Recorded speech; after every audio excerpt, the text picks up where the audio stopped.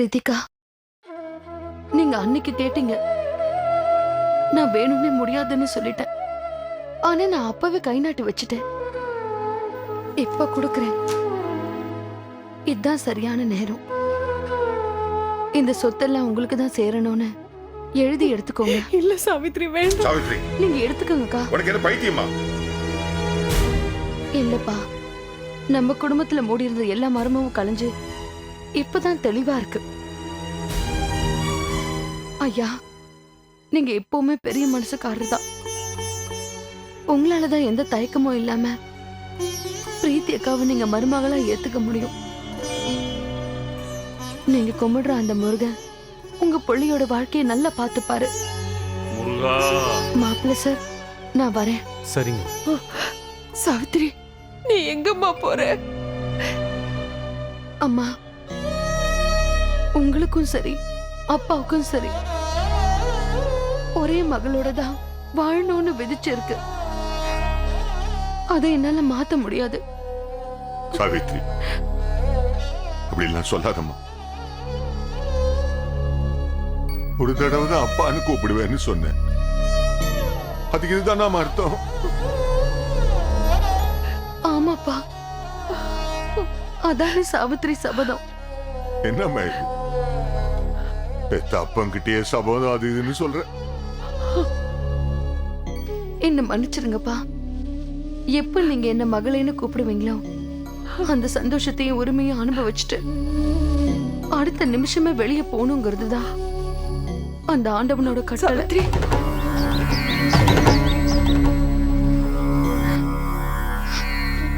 வரேன்க்கா. சாவித்ரி,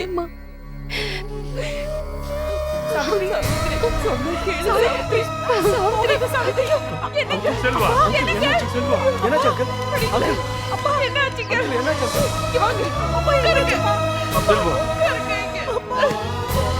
அமைதியாயிருவோம்.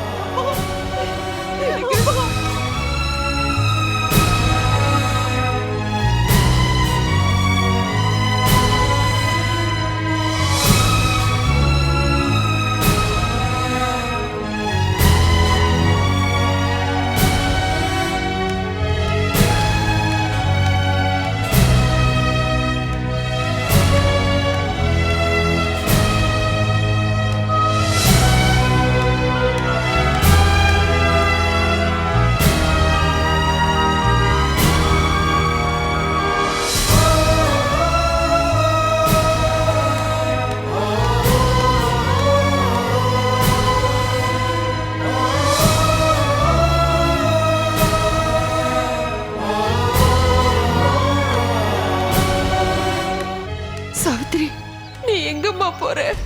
வேண்டாம் சாவித்ரி, நிக்காத.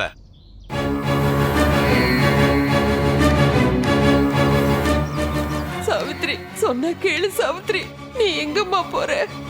சாவித்ரி, வேண்டாம். திரும்பாத, திரும்பாத, வேண்டாம்.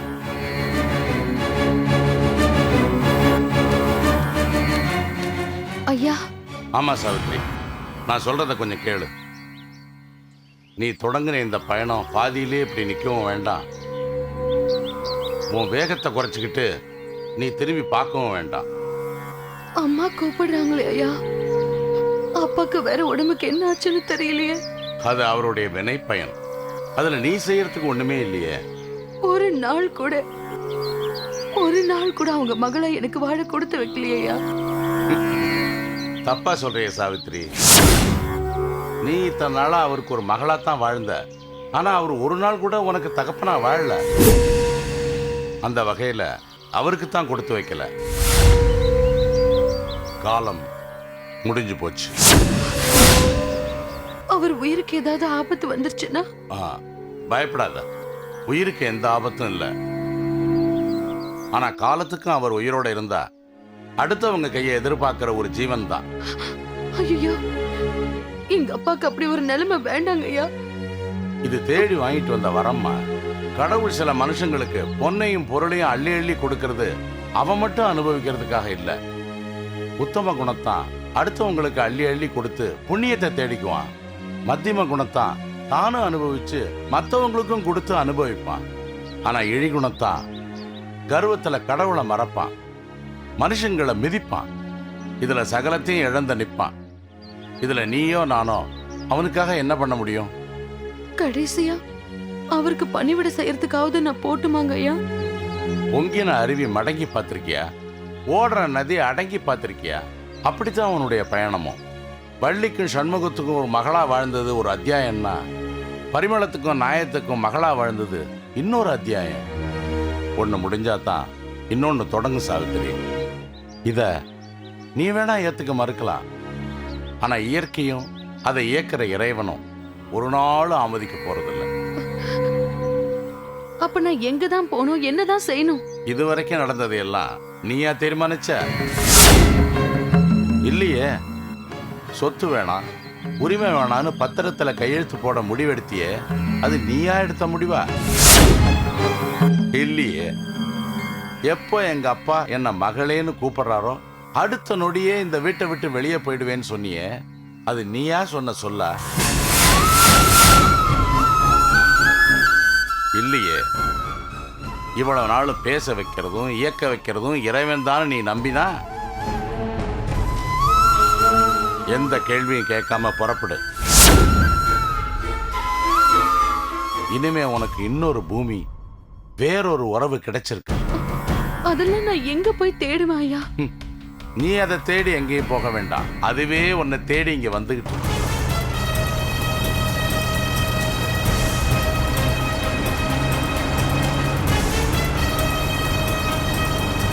அதெல்லாம் எனக்கு எதுவும் வேண்டாம். நிம்மதியை தேடி நான் உங்க கூடவே வந்துடுறேன். பைத்தியக்கார பொண்ணுமா நீ? தொடங்க போற புதிய வாழ்க்கை உன்னை தேடி இங்க வந்துகிட்டு இருக்கு. முடிஞ்சு போனா உனக்காக என்ன செய்ய முடியும்? நான் வரேன் சாவித்திரி.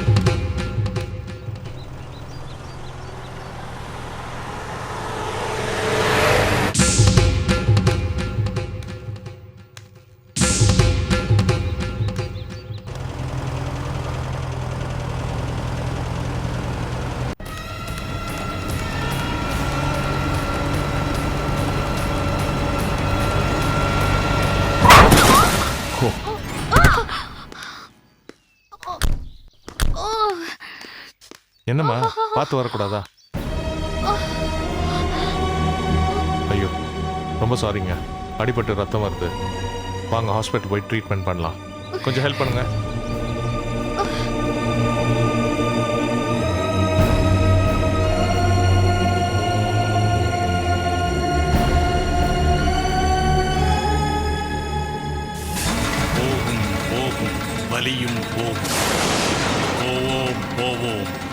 போவோம்.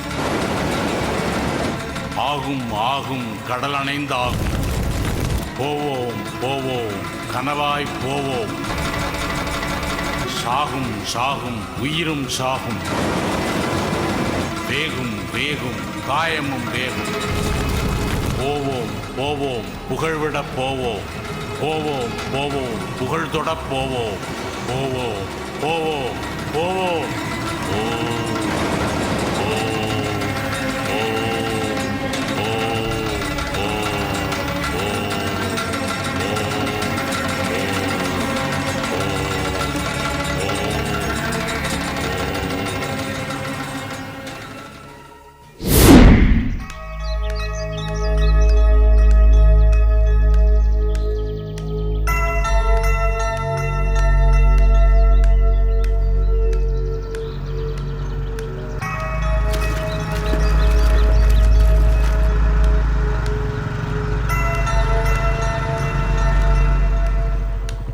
கற்பகம் இல்லை, உன்னை பார்க்க தான் வந்தேன்.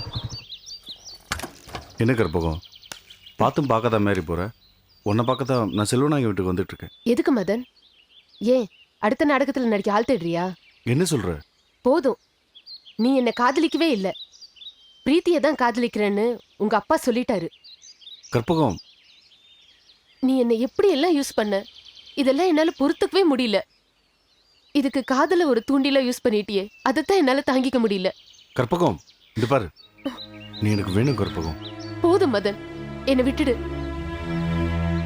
இனி என்னால உனக்கு எந்த பிரயோஜனமும் இல்ல. நீ ஐ லவ் யூ சொன்ன உடனே உருகி போன கற்பகம் எப்பவோ செத்து போயிட்டா. மனசாலையும் உடம்பாலையும் நான் ரொம்ப காயப்பட்டிருக்கேன். இந்த பாரு, அதுக்கெல்லாம் காரணம் நான் இல்லை. இவ்வளவு நாள் எங்க அப்பா கையை பிடிச்சி ஒரு போலியான வாழ்க்கை வாழ்ந்துகிட்டு இருந்தேன். இப்போ உன் கையை பிடிச்சி ஒரு உண்மையான வாழ்க்கை வாழணும்னு ஆசைப்படுறேன். மதன், அப்படி கூப்பிடாத. மன்மத செத்துட்டான், இனிமே கோபால் தான். ஒரு அயோக்கியனை காதலிச்ச உன் காதல் தோத்து போச்சு. சொத்துக்காக காதலிச்ச என்னோட பொய்யான காதலும் தோத்து போச்சு. நம்ம 2 பேரும் சேர்ந்து ஒரு புது வாழ்க்கை ஆரம்பிப்போம். இவ்வளவு நாள் ஒரு காதலியா இருந்து நான் சொல்றதெல்லாம் கேட்டேன். இப்போ நான் திருந்திட்டேன். கடைசியா எனக்கு ஒரே ஒரு சந்தர்ப்பம் கொடு ப்ளீஸ். நான் உனக்கு கெஞ்சி கேட்டுக்கிறேன், ஒரே ஒரு சந்தர்ப்பம் கொடு.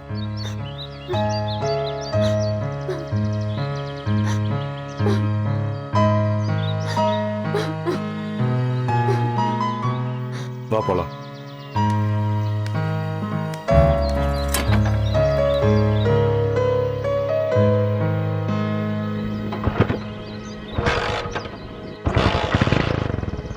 போலாமா?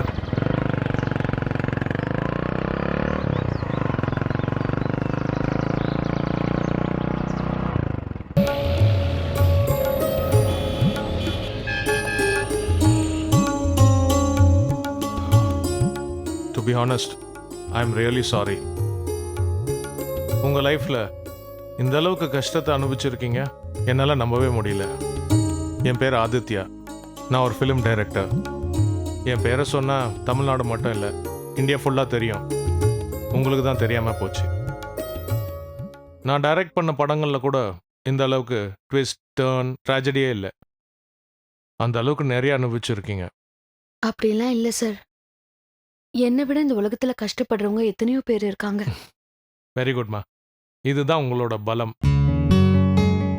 செல்ஃப் பெட்டியில் முழுகிராம அடுத்த மனுஷங்களை பற்றி நினைக்கிறீங்க பாருங்க. Really you are great. இவ்வளோ நாள் சொந்த வீட்டில் வேலைக்காரியா வாழ்ந்து இப்போ ஒரு விடிவு வரும்போது அந்த வாழ்க்கையை முத்துவோட பொண்ணுக்கு கொடுத்துட்டு வந்திருக்கீங்களே. சார், மத்தவங்களுக்கு தான் சார் அவ முத்தோட மக. அவ என்னைக்கும் என்னோட கூட பிறந்த சகோதரி தான். பிரில்லியன்ட்மா. ஜேகே கூட ஒரு நாவல்ல சொல்லியிருக்காரு, இது சாத்தியமா, இப்படியெல்லாம் நடக்குமா? யதார்த்த வாழ்க்கையை நோக்கி கேள்வி கேட்கறது. அது சொல்ற பதில் என்ன தெரியுமா? ஆமா ஆமா தான். உங்க விஷயத்துல அது 100க்கு 100 சரியா இருக்கு. உங்க வாழ்க்கையை சினிமாவா எடுத்தா டெஃபினட்டா சில்வர் ஜூப்ளி தான். என்ன சார் கிண்டல் பண்றீங்களா?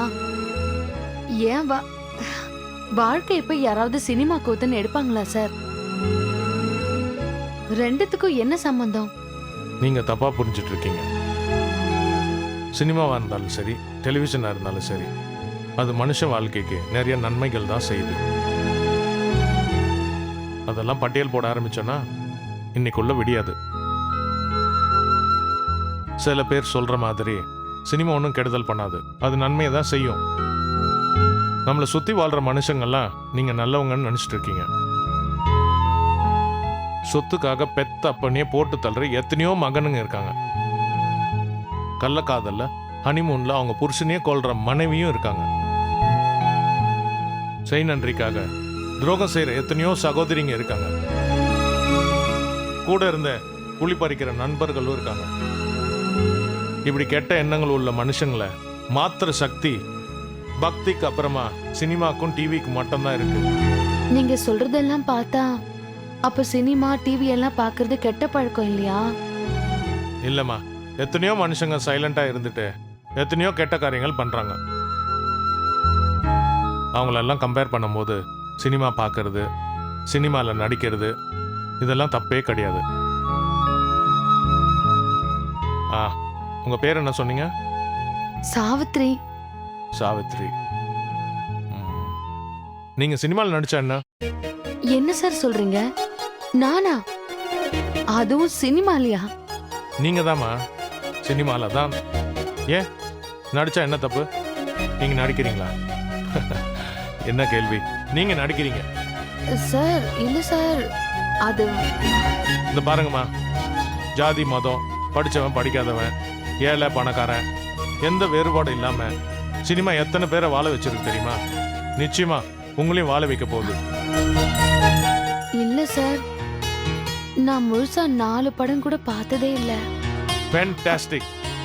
இதுதாம்மா எனக்கு வேணும். அப்பதான் உங்களால இயல்பா நடிக்க முடியும். நான் கொடுக்குற கேரக்டரை நீங்க வாழ்ந்து காட்ட முடியும்.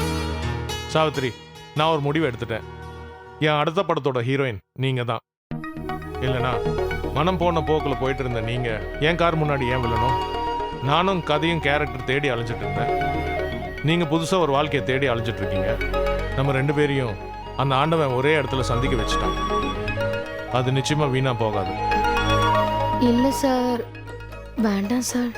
சாவித்ரி ப்ளீஸ், நீங்க எதுவும் பேச வேண்டாம். சார், உங்க கஷ்டமெல்லாம் தீர்ந்து போச்சுன்னு ரெஸ்ட் எடுங்க.